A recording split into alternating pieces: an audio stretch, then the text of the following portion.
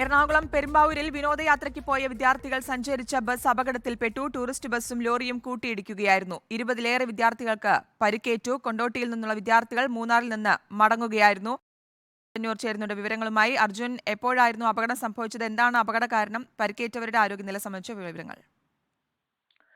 ശ്രുതി, രാത്രി 2 മണിയോടെയാണ് അപകടമുണ്ടായത്. മൂന്നാറിൽ വിനോദയാത്ര പോയ വിദ്യാർത്ഥികളുമായി മടങ്ങുകയായിരുന്ന ടൂറിസ്റ്റ് ബസ്സാണ് അപകടത്തിൽപ്പെട്ടത്. കൊണ്ടോട്ടിയിലെ ഒരു കോളേജിൽ നിന്നുള്ള വിദ്യാർത്ഥികളാണ് ഈ ബസ്സിൽ ഉണ്ടായിരുന്നത്. ഇവർ വിനോദയാത്രയ്ക്ക് ശേഷം തിരിച്ച് കൊണ്ടോട്ടിയിലേക്ക് മടങ്ങുകയായിരുന്നു.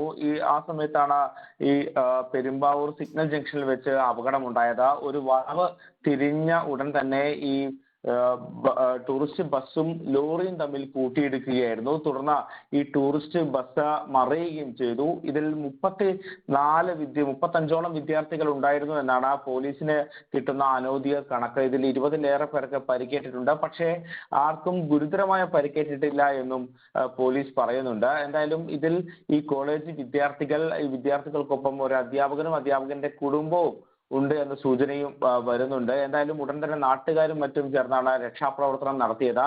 ഇവരെ 3 ആശുപത്രികളിലേക്കാണ് മാറ്റിയത്. പ്രധാനമായും പെരുമ്പാവൂരിലെ സാൻജോം എന്ന് പറയുന്ന ഒരു ആശുപത്രിയിലേക്ക് വിദ്യാർത്ഥികളെ മാറ്റി. അതോടൊപ്പം ഗവൺമെന്റ് ആശുപത്രിയിലേക്കും വിദ്യാർത്ഥികളെ മാറ്റിയിട്ടുണ്ട്. രാജഗിരി ആശുപത്രിയിലേക്ക് ഒരാളെ മാറ്റിയിട്ടുണ്ട് എന്നും പോലീസിന് വിവരം ലഭിച്ചിട്ടുണ്ട്. എന്തായാലും ഈ തൃശൂർ ഭാഗത്തു നിന്ന് വരുന്ന ലോറിയാണ് ഈ ടൂറിസ്റ്റ് ബസ്സുമായി കൂട്ടിയിടിച്ചത്.